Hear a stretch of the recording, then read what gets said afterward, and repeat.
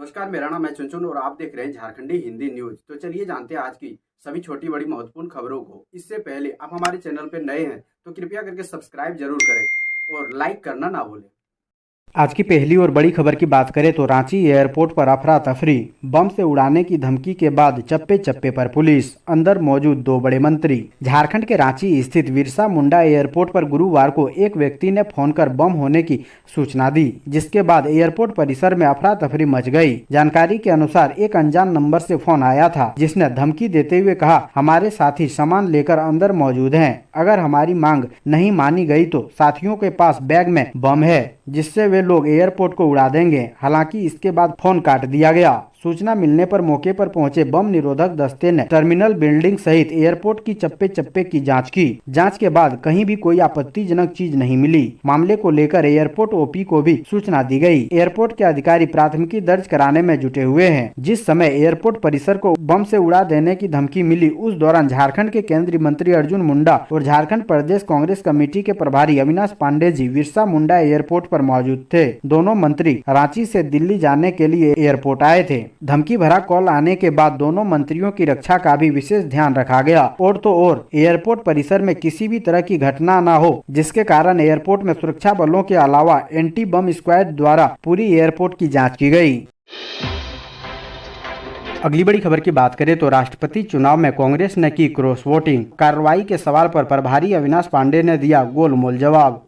झारखंड कांग्रेस प्रभारी अविनाश पांडे 3 दिवसीय दौरे पर झारखंड आए हैं। एयरपोर्ट पर उनके स्वागत के लिए पार्टी के प्रदेश अध्यक्ष राजेश ठाकुर और संसदीय कार्य मंत्री आलमगीर आलम के अलावा कई पार्टी अधिकारी पहुंचे थे। इस दौरान मीडिया ने उनसे राष्ट्रपति चुनाव में 10 कांग्रेस विधायकों द्वारा क्रॉस वोटिंग का सवाल किया। जवाब में उन्होंने मीडिया से पूछ दिया कि आप क्या एक्शन चाहते हैं। फिर उन्होंने कहा कि प्रदेश अध्यक्ष और सीएलपी के नेताओं ने इन मामलों की जांच पड़ताल की है, उनसे फीडबैक लिया जाएगा। हालांकि उन्होंने कार्रवाई को लेकर कोई बात नहीं कही।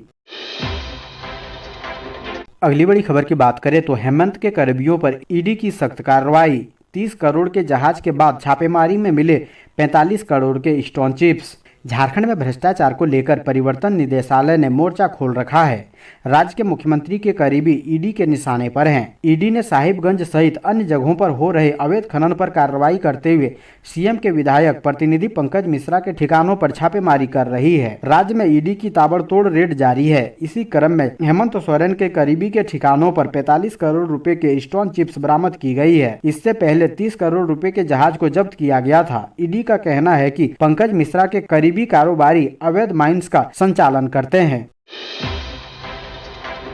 अगली बड़ी खबर की बात करें तो झारखंड के जलाशयों से पश्चिम बंगाल को पानी देने पर लगी रोक। बारिश न होने की वजह से बिगड़े हालात। मानसून की बेरुखी से झारखंड में बने मुश्किल हालात के बीच अब यहां के 2 बड़े डैम पंचेत और मैथन से पश्चिम बंगाल को मिलने वाला पानी रोक दिया गया है। ये दोनों डैम केंद्रीय उपक्रम दामोदर वैली कॉरपोरेशन के हैं। इन दोनों डैम से पश्चिम बंगाल के इलाकों में सिंचाई के लिए पानी छोड़ा जा रहा था, लेकिन हालात की समीक्षा के बाद डीवीसी ने बुधवार से इस पर रोक लगा दी है। पंचेत और मैथन डैम झारखंड के धनबाद जिले में स्थित है। इन दोनों डैम के पानी और इससे उत्पादित होने वाली बिजली के बंटवारे को लेकर 19 जुलाई 1978 को एग्रीमेंट हुआ था, जिसके अनुसार बंगाल और तत्कालीन बिहार दोनों राज्यों को लाभ मिलता था।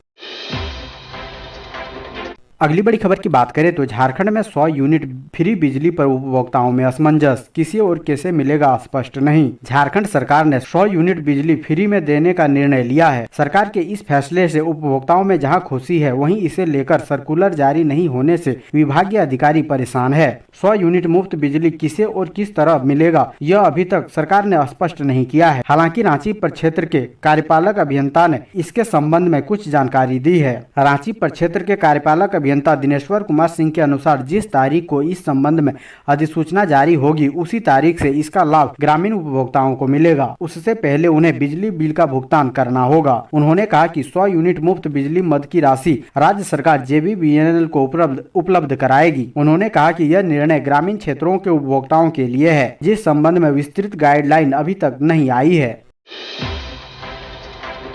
अगली बड़ी खबर की बात करें तो शुक्रवार से शुरू हो रहा झारखंड विधानसभा का मानसून सत्र, एंटी मॉब लिंचिंग बिल दोबारा लाएगी सरकार। झारखंड विधानसभा का मानसून सत्र 29 जुलाई से शुरू होगा। 29 जुलाई यानी आज से शुरू होगा। कुल 6 कार्य दिवस वाले इस सत्र में राज्य सरकार ने एंटी मॉब लिंचिंग बिल और राज्य में जनजातीय विश्वविद्यालय की स्थापना से संबंधित महत्वपूर्ण विधेयक दोबारा लाने की तैयारी की है। ये दोनों विधेयक विधानसभा से पहले भी पारित किए थे, लेकिन इनके हिंदी अंग्रेजी अनुवाद में भिन्नता की वजह से राज्यपाल ने इन्हें बगैर हस्ताक्षर किए वापस कर दिया था। विधानसभा सत्र की तैयारियों को लेकर स्पीकर की ओर से बुलाई गई सर्वदलीय बैठक में राज्य में उत्पन्न हुई सुखाड़ की स्थिति पर सत्र के दौरान विशेष चर्चा करने पर सहमति बनी है। अगली बड़ी खबर की बात करें तो झारखंड की दनुआ घाटी में ट्रकों की जोरदार टक्कर में 2 लोगों की मौत, एक गंभीर रूप से घायल। झारखंड के हजारीबाग जिले के चौपारण NH2 की दनुआ घाटी बुधवार की रात एक बार फिर वाहन दुर्घटना का गवाह बनी, जहां झारखंड एवं बंगाल से बिहार यूपी की तरफ जा रहे 4 ट्रकों के बीच टक्कर हो गई। घटना में ट्रक संख्या UP 12 AT 0551 के चालक एवं उपचालक की मौके पर ही मौत हो गई, जबकि दूसरे ट्रक के उपचालक मोहम्मद नूर आलम गंभीर रूप से घायल हो गया। घटना के बाद GT रोड जाम हो गया। सूचना मिलते ही थाना प्रभारी शंभू नंदन ईश्वर पुलिस बल के साथ घटना स्थल पहुंचे और जाम हटवाया। दुर्घटनाग्रस्त ट्रक में फंसे चालक एवं उपचालक के शव को कड़ी मशक्कत के बाद बाहर निकाला जा सका। पुलिस ने ट्रक के पार्ट को गैस कटर से काटकर 4 घंटे के बाद शव को अपने कब्जे में लेकर पोस्टमार्टम के लिए हजारीबाग भेज दिया है। अगली बड़ी खबर की बात करें तो इन किसानों को मिलेगा खरीफ फसलों में हुए नुकसान का मुआवजा, यहाँ करें आवेदन। भारत में खरीफ फसल चक्र 2022 में खेती के लिए मानसून का रुख काफी खराब रहा, जहाँ बारिश में देरी के कारण कई राज्यों में खरीफ फसलों की बुआई का काम रुक गया। दूसरी तरफ जुलाई के मध्य तक आते आते तेज बारिश के कारण कई राज्यों में अगेती खरीफ फसलें बर्बाद हो गयी। बात करें झारखण्ड की तो यहाँ साधारण बारिश के मुकाबले सिर्फ 58% बारिश देखी गयी, जिसके कारण किसानों को लगभग सूखे जैसे हालातों का सामना करना पड़ रहा है। यहाँ तक कि कम बारिश के कारण कई किसानों के खेत अभी भी खाली पड़े हैं। इस मुश्किल समय में किसानों की मदद करने के लिए झारखंड सरकार ने फसल राहत योजना की शुरुआत की है, जिसके तहत किसानों को अधिकतम 20,000 रुपए की आर्थिक मदद दी जाएगी।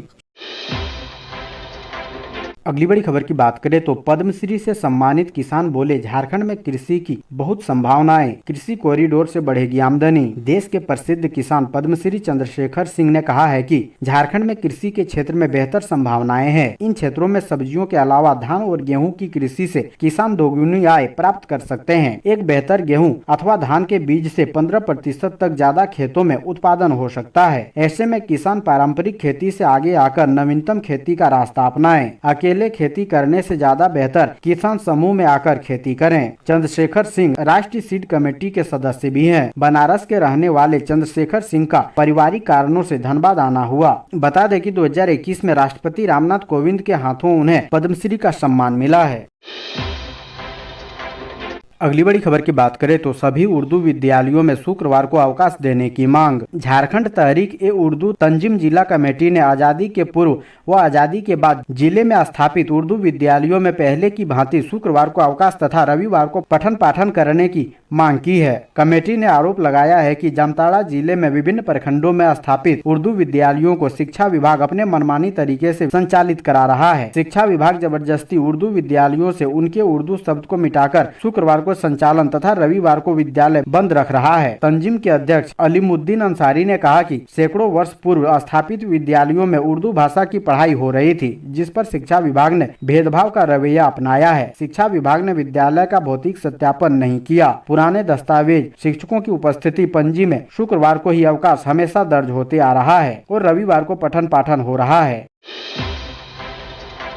अगली बड़ी खबर की बात करें तो कांग्रेस सांसद अधीर रंजन के विवादित बयान पर बोले अर्जुन मुंडा, सोनिया गांधी देश से मांगे माफी। राष्ट्रपति द्रौपदी मुर्मू पर आपत्तिजनक बयान देने के बाद विवादों में फंसे कांग्रेस सांसद अधीर रंजन चौधरी के विरोध में भारतीय जनता पार्टी ने गुरुवार को राजभवन के समक्ष धरना दिया। धरना पर बैठे भाजपा नेताओं ने इस दौरान कांग्रेस नेताओं द्वारा एक आदिवासी महिला के राष्ट्रपति बनने के बाद से लगातार दिए जा रहे आपत्तिजनक बयान पर नाराजगी जताई। वहीं केंद्रीय मंत्री अर्जुन मुंडा ने सोनिया गांधी से माफी मांगने की बात कही। केंद्रीय मंत्री अर्जुन मुंडा ने राष्ट्रपति द्रौपदी मुर्मू जी के खिलाफ कांग्रेस के नेता अधीर रंजन चौधरी के द्वारा की गई अपमानजनक टिप्पणी पर नाराजगी जताते हुए कांग्रेस अध्यक्ष सोनिया गांधी को देश से माफी मांगने को कहा है। उन्होंने इसे गंभीर विषय बताते हुए कहा कि जिस तरह से अधीर रंजन चौधरी ने मीडिया में बयान देकर देश के राष्ट्रपति पर टिप्पणी की है वह बेहद निंदनीय है। अगली बड़ी खबर की बात करें तो ट्रेलर की चपेट में आने से छात्रा की दर्दनाक मौत, ग्रामीणों ने किया सड़क जाम। कोयलांचल धनबाद के निरसा हटिया मोड़ के समीप NH2 पर गुरुवार को अज्ञात टैंकर की चपेट में आने से एक छात्रा की मौत हो गई। BSK कॉलेज में सेमेस्टर 3 की छात्रा 18 वर्षीय निशा चौहान अपने भाई के साथ कॉलेज से घर लौट रही थी। इसी दौरान यह हादसा हुआ है। इस हादसे में निशा के भाई राहुल चौहान को हल्की चोटें आई है, जिसे अस्पताल में भर्ती कराया गया है। घटना की सूचना मिलने पर निरसा थाना की पुलिस घटना स्थल पर पहुंची और शव को पोस्टमार्टम के लिए भेज दिया। घटना के बाद मृतका के भाई राहुल चौहान का रो रो कर बुरा हाल है। निशा पश्चिम बंगाल के शीतलपुर की रहने वाली थी। BSK कॉलेज मैथन का परीक्षा केंद्र गोपालगंज स्थित धनबाद टीचर ट्रेनिंग कॉलेज में बनाया गया है। निशा चौहान पहली पाली में परीक्षा देकर टीचर ट्रेनिंग कॉलेज से वापस अपने भाई के साथ बाइक से घर लौट रही थी। अगली बड़ी खबर की बात करें तो झारखंड के पूर्व CM Babulal Marandi corona positive. CM Hemant Soren ने की जल्द स्वस्थ होने की कामना। झारखंड के पूर्व CM व बीजेपी विधायक दल के नेता बाबूलाल मरांडी कोरोना पॉजिटिव हो गए हैं। उन्होंने पिछले दिनों संपर्क में आने वाले लोगों से कोरोना जांच करा लेने की अपील की है। ये जानकारी उन्होंने ट्विटर के जरिए दी है। इसमें उन्होंने कहा है कि कोरोना के लक्षण के आधार पर उन्होंने कोरोना टेस्ट कराया, इसमें जांच रिपोर्ट पॉजिटिव आई है। इधर CM हेमंत सोरेन ने उनके जल्द स्वस्थ होने की कामना की है। झारखंड के पूर्व मुख्यमंत्री बाबूलाल मरांडी ने ट्वीट कर जानकारी दी है कि सामान्य लक्षणों के आधार पर उन्होंने कोरोना की जांच कराई तो जांच रिपोर्ट पॉजिटिव आई है। वहीं झारखंड के CM हेमंत सोरेन ने ट्वीट कर उनके जल्द स्वस्थ होने की कामना की है। उन्होंने कहा कि आपके जल्द स्वस्थ होने की कामना करता हूँ। अगली बड़ी खबर की बात करें तो देवघर में एक शख्स से दिन दहाड़े 2 लाख की लूट, जांच में जुटी पुलिस। बाबा नगरी देवघर इन दिनों श्रावणी मेला को लेकर छावनी में तब्दील है, फिर भी चोर उचक्कों का मनोबल कम नहीं हुआ है। बदमाशों के हौसले इतने बुलंद हैं कि गुरुवार को कृषि बाजार समिति स्थित SBI बैंक से नकदी निकालकर जा रहे एक व्यक्ति से दिन दहाड़े 2 लाख की छिनतई कर ली। घटना कुंडा थाना क्षेत्र के शहीद आश्रम रोड के मुहाने पर घटी है। पीड़ित की माने तो वह बैंक से पैसा निकालकर टोटो में बैठकर अपने घर की ओर जा रहा था। इसी बीच देवघर दुमका मुख्य मार्ग पर शहीद आश्रम मोड़ पर बदमाशों ने नकदी से भरे बैग को छीन लिया और बैजनाथपुर की ओर भाग निकले। फिलहाल मौके पर पुलिस पहुंचकर मामले की छानबीन में जुट गई। पीड़ित देवघर के आश्रम रोड का रहने वाला है, लेकिन दिल्ली में एक प्राइवेट कंपनी में काम करता है। अगली बड़ी खबर की बात करें तो जज उत्तम आनंद हत्याकांड मामले में दोनों आरोपी दोषी करार, 6 अगस्त को सजा का ऐलान। धनबाद जिला सत्र न्यायाधीश उत्तम आनंद हत्याकांड मामले में कोर्ट ने दोनों आरोपी को दोषी करार दिया है। आरोपी लखन वर्मा और राहुल वर्मा की सजा का ऐलान 6 अगस्त को किया जाएगा। जज उत्तम आनंद की पुण्यतिथि के दिन CBI की विशेष न्यायाधीश रजनीकांत पाठक ने फैसला सुनाया। गौरतलब है कि 28 जुलाई 2021 की सुबह ऑटो से रौंदकर हत्या की गई थी। CBI ने दावा किया कि दोनों आरोपी ने जानबूझकर टक्कर मारी, जिससे उनकी मौत हो गई।